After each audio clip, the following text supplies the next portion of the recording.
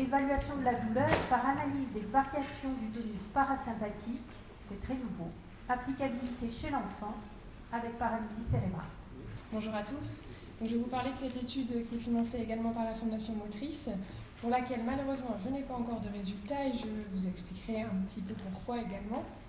Donc effectivement, le titre est un peu compliqué, maintenant je vais vous expliquer en quoi ça consiste plus précisément. Donc le but de cette étude de manière générale, c'est de valider l'utilisation d'un dispositif médical existant, qu'on a appelé au laboratoire lillois qu'il a inventé ANI, chez les enfants et adolescents atteints de paralysie cérébrale. Pourquoi ? Je pense que là, ça ne pose pas tellement de soucis de répondre à cette question ici. Maintenant, je peux vous dire qu'au cours du parcours médico-administratif de mise en place de cette étude, j'ai rencontré des gens, médecins, voire neurologues éventuellement, d'adultes, qui m'ont interrogé sur l'intérêt de cette étude, puisque de toute façon, il fallait déjà peut-être commencer par prouver que ces patients avaient mal, avant de vouloir évaluer leur douleur. Bon, donc ici on est bien conscients tous du pourquoi, mais c'est vrai que dans la population, et même la population médicale en général, le pourquoi n'est pas toujours bien connu.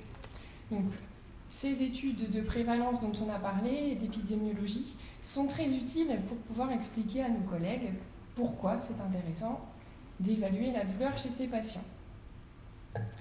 Donc maintenant le comment et notamment donc, la méthode dont on va évaluer l'intérêt à ANI est basée sur l'analyse du système nerveux autonome. Système nerveux autonome qui est divisé en parasympathique et sympathique.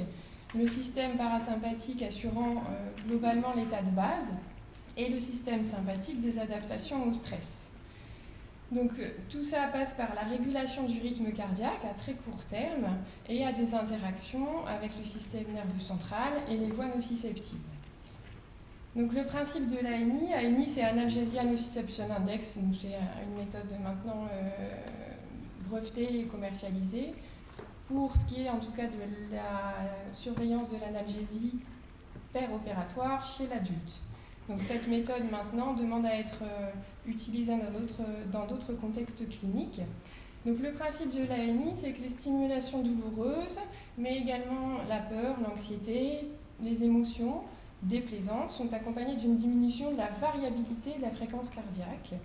Donc ce n'est pas simplement la variation de la fréquence cardiaque, mais plutôt la façon dont ça varie. Et cette diminution de variabilité de la fréquence cardiaque indique une diminution du tonus parasympathique, donc de la balance entre sympathique et parasympathique au sein du système nerveux autonome.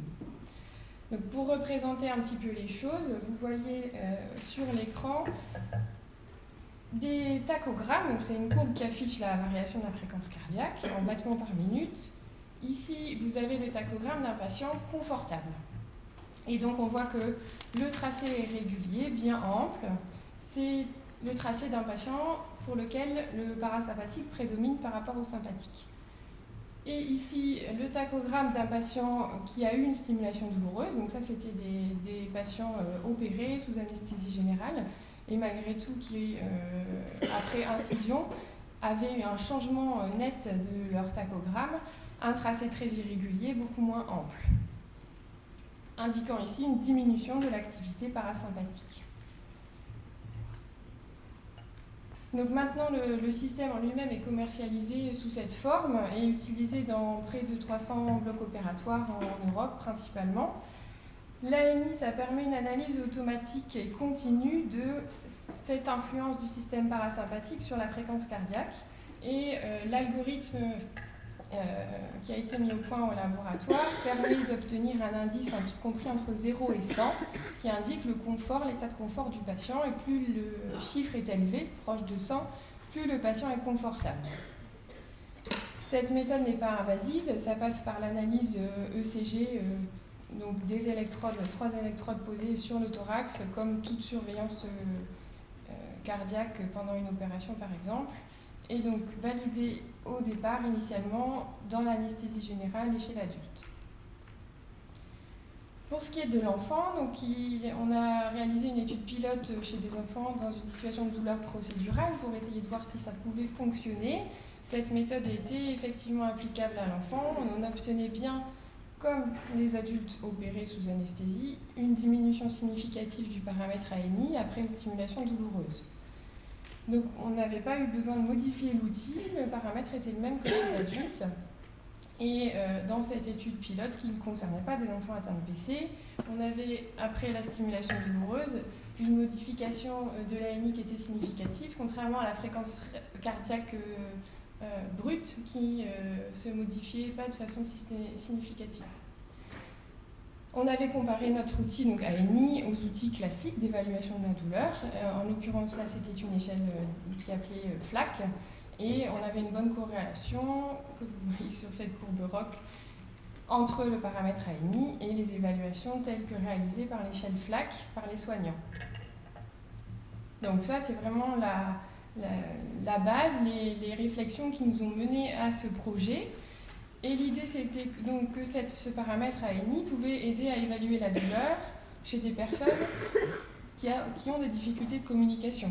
Donc au départ, on était chez l'adulte endormi, sous anesthésie générale. On s'est dit au fur et à mesure, pourquoi pas aussi des gens qui auraient des difficultés de communication pour d'autres raisons. Et étant neuropédiatre, la paralysie cérébrale est apparue comme un modèle qui pouvait être tout à fait pertinent et qui pouvait conduire à des applications cliniques également, notamment pour ce qui est de la douleur pendant les soins en rééducation. Je crois qu'on a les mêmes idées un peu partout. En France, les douleurs liées aux appareillages et d'éventuelles adaptations des appareillages. Pardon, donc cette méthode n'avait jamais été appliquée à une population d'enfants atteints de PC, et donc là, le souci qu'on peut rencontrer, c'est qu'à chaque fois, il faut qu'on revalide l'outil dans chaque contexte clinique quand on change de situation. Donc l'étude a été organisée de cette façon. Donc la promotion est assurée par le CHU de Lille, le laboratoire est lillois également, avec des gens issus de tout horizon, donc des mathématiciens, des ingénieurs, des médecins, deux services de SSR pédiatrique qui vont contribuer à inclure les patients, bien sûr, le centre Marc Sautelet à Villeneuve-d'Ascq et le centre hospitalier de Zuidcote, près de Dunkerque, et les médecins de rééducation, et bien entendu les kinésithérapeutes qui travaillent dans ces centres. Donc l'objectif principal de l'étude sera de montrer qu'on observe bien une diminution significative du tonus parasympathique, c'est-à-dire mesurée par l'ANI, quand on fait une stimulation nociceptive aux enfants atteints de PC. On a d'autres objectifs, notamment comparer cet outil et les outils classiques que sont l'échelle visuelle analogique, donc l'auto-évaluation de la douleur, et l'échelle FLAC, hétéro-évaluation de la douleur. Et bien sûr, les résultats seront analysés en fonction de l'âge, du sexe, du niveau de déficience motrice, dont on a vu dans les présentations précédentes que cela pouvait influencer les niveaux de douleur et les fréquences de la douleur. Donc cette étude sera réalisée de manière prospective dans deux centres. Elle n'est pas interventionnelle, la seule chose particulière qu'on rajoute, c'est de poser des électrodes sur le thorax. Bon, ça nous a quand même conduit à passer par tout le circuit de recherche clinique habituel, comme si on proposait un médicament en phase 2. Bon, ça explique en partie pourquoi c'est aussi long. Seront donc inclus les enfants de 6 à 18 ans avec paralysie cérébrale pris en charge dans les centres dont je vous ai parlé, évidemment après consentement des parents et de l'enfant, et on estime qu'il nous faut une quarantaine d'enfants et sur une durée de 2 ans. Donc ça passera donc par des enregistrements de rythme cardiaque avec l'appareil que vous avez vu tout à l'heure. On nous fera un enregistrement dit d'état de base, donc dans le fauteuil habituel ou l'enfant assis avec ses orthèses habituelles. La condition douleur aiguë procédurale si l'enfant a des injections de toxines botuliques, et la condition qu'on a appelée douleur récurrente de kinésithérapie, et on a choisi le réflexe d'étirement. A priori, on a fait un bon choix, d'après ce que j'ai entendu. C'est notre choix, en tout cas, de modèle de soins douloureux dans ce contexte-là. Donc les enregistrements, c'est vraiment, il faut que tout soit fait un petit peu comme d'habitude, vu que ça ne modifie pas les pratiques. On a juste besoin d'enregistrer quelques minutes avant et quelques minutes après pour avoir une période de référence et une période de récupération. Et ce sera enregistré en aveugle pendant les séances, les kinés ou pendant les injections de toxines botuliques. Les médecins ne verront pas le chiffre d'ANI pour ne pas influencer leur pratique dans l'immédiat. Donc à chaque séance ou injection, il y aura une auto-évaluation de la douleur quand ce sera possible, une hétéro-évaluation dans tous les cas. Pour la condition de douleur récurrente, on enregistrera 5 séances successives de kiné. Et les kinés, les médecins peuvent faire apparaître sur l'enregistrement des marqueurs en temps réel en cas d'événement intercurrent. Donc on s'intéressera à d'autres facteurs, comme je vous disais. Donc on aura besoin de ces informations, notamment le niveau de déficience motrice, les éventuels symptômes dysautonomiques et autres problèmes médicaux. Les enregistrements seront donc faits en aveugle et traités a posteriori. On récupère les données, les chiffres d'ANI après les séances et on peut déterminer à ce moment-là les périodes d'intérêt, donc principalement référence avant la stimulation douloureuse, la période juste avant et juste après la stimulation douloureuse, pour pouvoir comparer les chiffres justement avant-après stimulation douloureuse, comparer les résultats au score d'auto- et d'hétéro-évaluation de la douleur et analyser tout ça en fonction de l'âge, du sexe et du niveau de déficience motrice. Le calendrier a beaucoup changé. Bon, on a un CPP Nord-Ouest qui est très long, voilà, donc, et pointilleux. Donc, au cours de l'analyse méthodologique, m'ont été faites les remarques que je vous ai dites. Peut-être il faudrait d'abord prouver que ces patients ont mal avant de faire des études sur l'évaluation de la douleur. Bon, donc il a fallu justifier tout ça, on prend pour 3 mois. Ensuite, le CPP qui, par exemple, vous fait la remarque que sur les feuilles de consentement, vous avez noté madame, mademoiselle, monsieur en ce qui concerne les parents et que mademoiselle, eh bien, ce n'est plus un terme politiquement correct. Bon, donc tout ça fait passer beaucoup de temps malheureusement. Donc là, on a passé la barrière de l'analyse méthodologique, on a passé la barrière du CPP, les conventions avec les différents centres sont faites, les premières inclusions vont venir, mais le plus important dans tout ça, ce n'est pas tous ces problèmes administratifs quand même, c'est que les centres impliqués sont très motivés, les médecins sont très intéressés, les kinés aussi. Pour ce qui concerne les kinés, c'est vrai que j'ai toujours un petit pincement au cœur quand je leur présente l'étude, puisqu'on va chercher à montrer qu'ils font mal, alors que dans les consultations de douleurs chroniques, on prescrit énormément de traitements physiques et de kinés. Maintenant, je crois qu'effectivement, la situation vraiment qu'on a choisie, le réflexe d'étirement, reste quelque chose de particulièrement douloureux pour les enfants.